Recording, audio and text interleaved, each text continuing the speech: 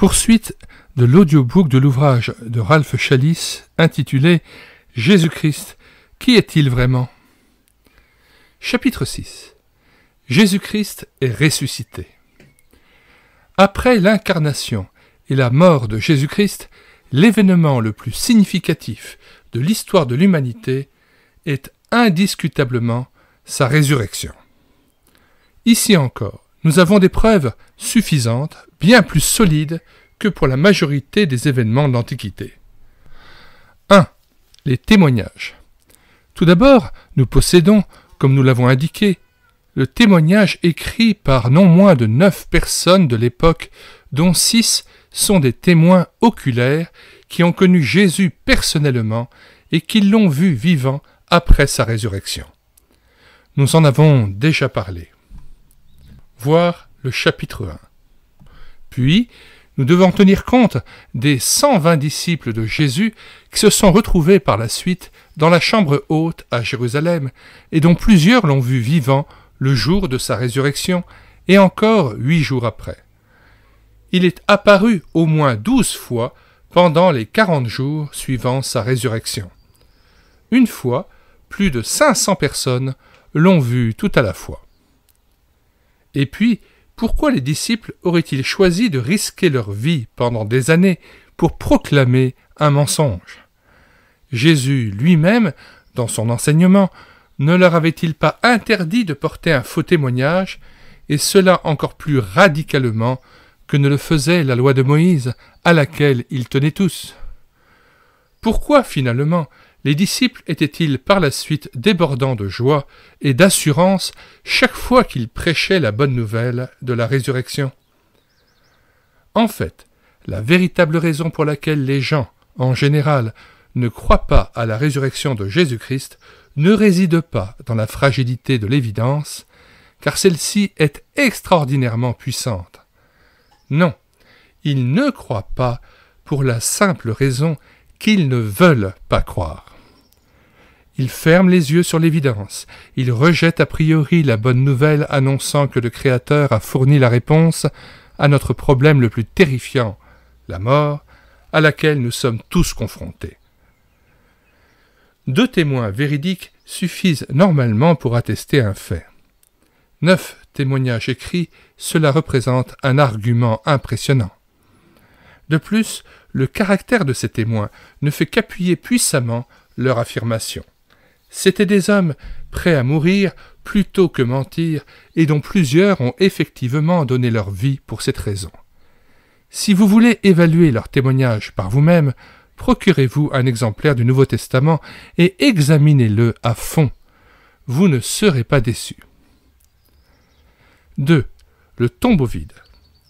Il y a encore une preuve irréfutable de la résurrection de Jésus-Christ. C'est que le tombeau était réellement vide 3 jours après sa résurrection. Même ses ennemis les plus acharnés de l'époque n'ont pas cherché à le nier. Les incrédules ont cherché par tous les moyens à contourner les faits en prétendant que les témoins avaient menti ou s'étaient trompés.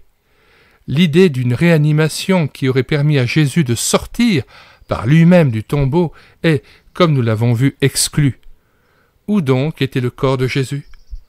Les autorités juives ont voulu faire croire que les disciples de Jésus avaient subtilisé le corps en disant « Ils ont dérobé le corps pendant que nous dormions ». En passant, nous pouvons poser la question « Comment ces hommes qui dormaient pouvaient-ils savoir qu'il s'agissait des disciples ?» De plus, les disciples ne possédaient que 2 épées. Évangile de Luc, chapitre 22, verset 38. Comment alors cette poignée infime de gens peureux aurait-il pu vaincre les puissantes unités de police juive et de soldats romains qui gardaient le tombeau? Nous lisons la note en bas de page. Voir en fin d'ouvrage l'appendice rédigé par l'Association des Amis de Ralph Challis qui aborde la question très contestée du tombeau de Talpio qui a fait l'objet d'un livre et d'un film en 2007, donc bien après la rédaction de ce présent ouvrage. Retour au texte. 3. La nouvelle naissance. Il y a une 3e preuve irréfutable de la résurrection de Jésus-Christ. C'est l'expérience de la nouvelle naissance que font tous ceux qui croient à son témoignage et reçoivent son esprit dans leur cœur. Pour ceux qui naissent ainsi de Dieu, la résurrection de Jésus-Christ n'est plus simplement une affaire de théologie ou d'histoire, c'est une actualité vécue. Il s'agit d'une transformation radicale de notre être intérieur, et c'est de cela que l'humanité a le plus besoin. Je vous pose une question. Quel est le problème fondamental de l'espèce humaine? N'est-ce pas l'existence du mal? Or, le mal nous atteint à 3 niveaux successifs, chaque fois plus terribles. 1. Le fond du problème consiste dans la méchanceté enracinée au cœur même de l'homme, de tous les hommes. Ni la philosophie, ni la religion, ni la politique, ni l'économie ne peuvent changer la nature de l'être humain. Et pourtant, Jésus-Christ, lui, le peut et le fait dès qu'un homme se tourne sincèrement vers lui. Lorsque nous acceptons que l'Esprit de Jésus-Christ pénètre vraiment en nous, il opère un miracle. Il change notre cœur. Il réoriente complètement le sens de notre vie. Il nous détourne du mal en nous donnant de nouveaux désirs. Il nous délivre de la puissance du péché qui nous entraînait antérieurement vers la faillite spirituelle. 2. Le mal nous assaille également sous la forme de la souffrance. La douleur est essentiellement la conséquence de l'amas de méchanceté qui a existé dans le monde jusqu'à aujourd'hui. Or, Jésus-Christ est le seul à apporter le remède qui soulage définitivement la douleur de l'humanité. De plus, il promet d'éliminer finalement et définitivement non seulement la douleur, mais également la méchanceté. 3. Pourtant, l'aspect du mal qui tourmente le plus les hommes, c'est sa 3e et dernière phase, c'est-à-dire la mort.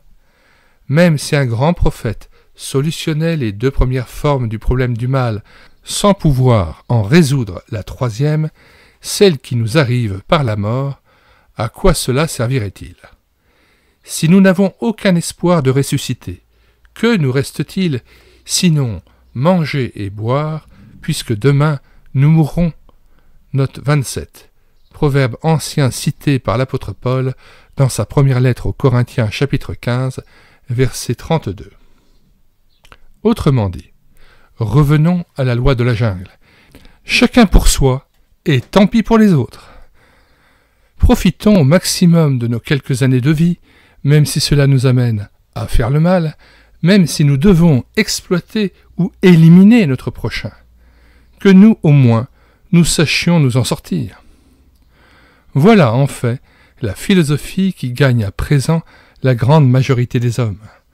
Depuis que notre monde occidental, c'est-à-dire la chrétienté, ne fait plus cas de la Bible et rejette celui dont elle nous parle, Jésus-Christ, les hommes se replient de plus en plus sur la thèse de Hegel, selon laquelle la vérité n'est que relative, et sur celle de Darwin, fondée sur la survie du plus fort et du plus rusé. Nous détruisons ainsi notre société, et les autres nations le savent. Elles voient la désintégration de nos mœurs et guettent l'écroulement de notre civilisation. La seule chose qui peut relever notre société, c'est le retour à l'Évangile de Jésus-Christ. Mais, justement, si Jésus est ressuscité d'entre les morts, voilà en fait la preuve incontestable qu'il existe une solution définitive au problème le plus angoissant de l'humanité, cette crainte de la mort qui réside au fond de la pensée de chacun. Si Dieu existe réellement, et si ce Dieu n'est pas impuissant, mais qu'en revanche il soit bon, absolument bon, n'aurait-il pas une réponse satisfaisante à la question qui nous effraie le plus, celle de la mort? Le Créateur ne chercherait-il pas le bonheur et le bien-être de l'espèce humaine à laquelle il donne la vie? Ainsi, Dieu a voulu qu'un homme, un vrai homme, ressuscite d'entre les morts, afin de démontrer une fois pour toutes, non seulement que la résurrection est une chose possible, mais qu'elle est dans la pensée de Dieu à notre égard.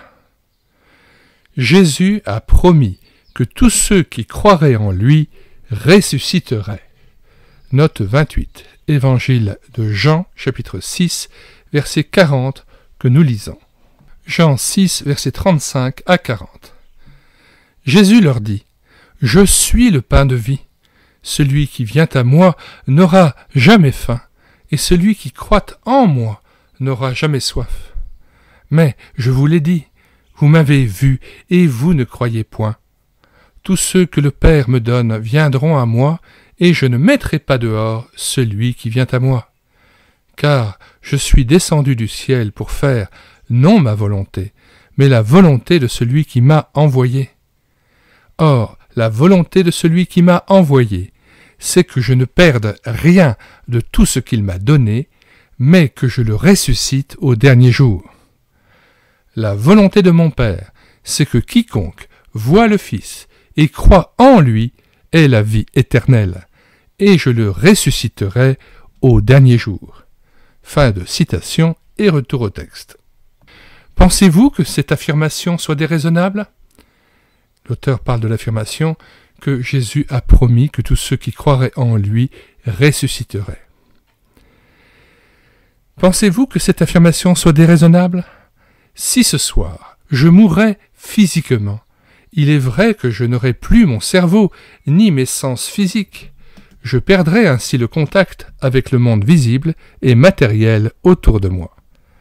Pourtant, ma conscience de Dieu demeurerait intacte et mon code génétique resterait dans le souvenir de Dieu. Le Dieu qui m'a déjà créé une fois à partir du seul code génétique peut, tout aussi facilement, reconstituer ma personnalité et mon être entier à partir de ce même code. Si mon code génétique demeure dans la conscience éternelle de Dieu, il ne peut être perdu. Et puisque je me suis confié en lui, il considère mon être comme quelque chose de précieux et d'impérissable. En revanche, si mon code génétique disparaissait, alors oui, je cesserais d'exister. Vous, mon lecteur, avez commencé à vivre en tant que cellule fertilisée unique qui, en 9 mois seulement de gestation, s'est reproduite plusieurs centaines de milliards de fois de manière à devenir un être humain. C'est ainsi que nous sommes tous nés dans ce monde. Pensez-y, cette cellule s'est multipliée, certes à une vitesse vertigineuse, mais non pas au hasard. Elle s'est reproduite de la façon la plus complexe et intelligente, de manière à constituer l'être humain que vous êtes. Tout est sorti du seul code génétique caché dans les chromosomes que vos parents vous ont transmis. Si Dieu a pu faire une fois ce miracle de création à partir du code génétique inscrit dans une cellule unique, ne croyez-vous pas qu'il puisse répéter ce miracle et reconstituer l'être humain même après la désintégration du corps physique? Chaque hiver, la semence qui tombe en terre se décompose complètement et pourtant la plante se reconstitue dès que vient la lumière du printemps. De même, dès que viendra le printemps de Dieu, l'aurore de sa nouvelle création, notre être reprendra sa forme véritable. Ce sera un nouveau corps et toutefois la même personne. Ne pensez-vous pas que le Créateur puisse recréer même votre corps, et cela dans de meilleures conditions, dans un climat purifié du mal, libéré de ces puissances destructrices qui ont pu envahir et corrompre le monde actuel? La pensée de la résurrection n'est pas une folie. Elle est au contraire la conception la plus logique qui soit. Le Dieu qui a d'abord créé la matière à la base des lois chimiques et physiques, qui a ensuite fait paraître les plantes et les animaux et finalement l'homme, serait-il incapable de mieux faire?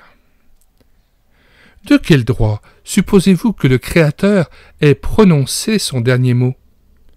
La résurrection de Jésus-Christ est effectivement la confirmation des intentions divines en ce qui concerne l'avenir.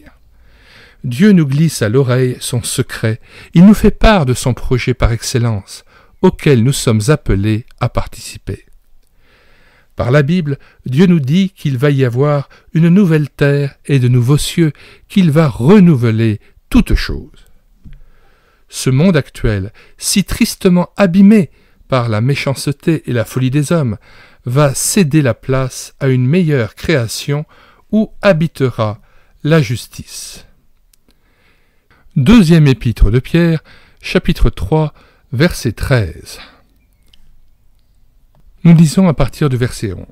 « Puisque donc toutes ces choses doivent se dissoudre, qu'elles ne doivent pas être la sainteté de votre conduite et votre piété, tandis que vous attendez et hâtez l'avènement du jour de Dieu, à cause duquel les cieux enflammés se dissoudront et les éléments embrasés se fondront. » Verset 13. « Mais nous attendons, selon sa promesse, de nouveaux cieux et une nouvelle terre, où la justice habitera. » Fin de citation et retour au texte.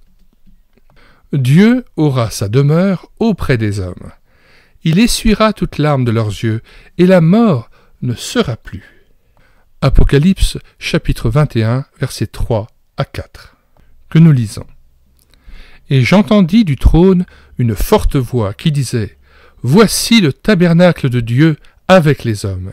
Il habitera avec eux, et ils seront son peuple, et Dieu lui-même sera avec eux. Il essuiera toute larme de leurs yeux, et la mort ne sera plus, et il n'y aura plus ni deuil, ni cri, ni douleur, car les premières choses ont disparu. » Fin de citation et retour au texte. En attendant, nous pouvons déjà participer d'avance à cette nouvelle création en nous laissant imprégner par l'Esprit de Jésus-Christ. Lorsque nous ouvrons notre cœur à la lumière de la face de Dieu, les ténèbres se dissipent. Notre esprit mort, pénétré par les rayons de la vérité de l'Évangile de Christ, renaît.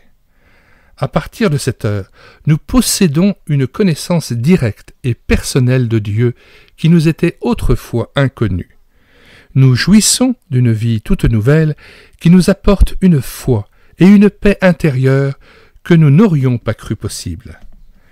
Jésus dit que l'homme ne peut pas entrer dans le royaume de Dieu autrement que par la naissance. Une nouvelle naissance qui nous introduit dans une nouvelle vie. Note 31. Si un homme ne naît de nouveau, il ne peut voir le royaume de Dieu. Évangile de Jean, chapitre 3, verset 3, propos de Jésus-Christ à Nicodème. Nous lisons ce passage très important, Jean 3, verset 3 à 8. Jésus lui répondit : en vérité, je te le dis, si un homme ne naît de nouveau, il ne peut voir le royaume de Dieu. Nicodème lui dit : comment un homme peut-il naître quand il est vieux ? Peut-il rentrer dans le sein de sa mère et naître ? Jésus répondit : en vérité, je te le dis, si un homme ne naît d'eau et d'esprit, il ne peut entrer dans le royaume de Dieu. Ce qui est né de la chair est chair, et ce qui est né de l'esprit est esprit. Ne t'étonne pas que je t'ai dit, il faut que vous naissiez de nouveau. Le vent souffle où il veut, et tu en entends le bruit, mais tu ne sais d'où il vient, ni où il va. Il en est ainsi de tout homme qui est né de l'esprit. Fin de citation et retour au texte. Une nouvelle naissance qui nous introduit dans une nouvelle vie. Celle-ci ne vient pas de la terre, comme la vie physique que nous avons héritée de nos parents terrestres. Elle vient directement de Dieu, c'est lui qui l'engendre, et c'est ainsi qu'il devient en vérité notre Père. Du fait que cette nouvelle vie trouve sa source auprès du Créateur, elle est indestructible. Lorsqu'un homme reçoit Jésus-Christ dans son cœur, il reçoit l'Esprit du Créateur qui vient y implanter la vie divine de Jésus. Ce qui naît ensuite n'est autre chose que la vie du Fils de Dieu. C'est pourquoi Dieu nous appelle ses enfants. Or, cette nouvelle naissance est une véritable résurrection. C'est la résurrection de notre esprit mort. C'est la transformation de notre être intérieur, la régénération du cœur. Dieu opère en cet instant le miracle de purification qui est impossible à l'homme lui-même, au-delà de la portée de toutes les philosophies et religions qu'on ait jamais inventées. Il change le cœur de l'homme. C'est le miracle des miracles. Si Dieu peut ressusciter l'esprit mort d'un homme et changer son cœur, ne serait-il pas capable de changer également son corps en le ressuscitant d'entre les morts? À mon avis, la transformation du cœur de l'homme est tout aussi difficile et même plus que celle du corps. Le Créateur a cependant le pouvoir de faire deux choses, en commençant d'ores et déjà par la résurrection de l'esprit de l'homme. Il prouve sa capacité de ressusciter en son temps le corps aussi. La nouvelle naissance est ainsi la démonstration incontestable que Dieu va également ressusciter notre corps, à condition que nous mettions notre confiance en Christ. Dieu nous prépare à une existence extraordinaire que nous ne voyons pas encore. Le jour viendra où Dieu transplantera dans une nouvelle terre la frêle fleur de notre être renouvelé. Nous serons alors revêtus d'un corps adapté à la présence immédiate du Créateur. Nos yeux pourront le regarder, notre oreille décèlera la musique des infinies modulations de sa voix, notre pensée s'inspirera du fond de son amour. Ce qui m'intéresse à présent, ce n'est pas tellement la forme de ce nouveau cosmos, mais plutôt la joie de connaître mon Créateur face à face. Imaginez, il nous sera alors possible de contempler la source de toute beauté, de toute sagesse, de toute vie. Nous sommes appelés à voir celui qui est à l'origine de cette explosion de puissance, de cette boule de lumière entre guillemets, d'où l'univers est sorti. Pourquoi perdre notre temps à fouiller dans les décombres alors que la cité céleste est devant nous?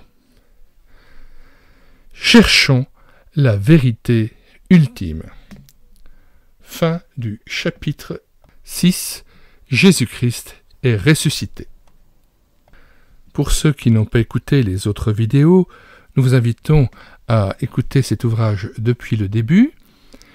Dans les commentaires de cette vidéo, vous avez le lien de téléchargement gratuit de cet ouvrage.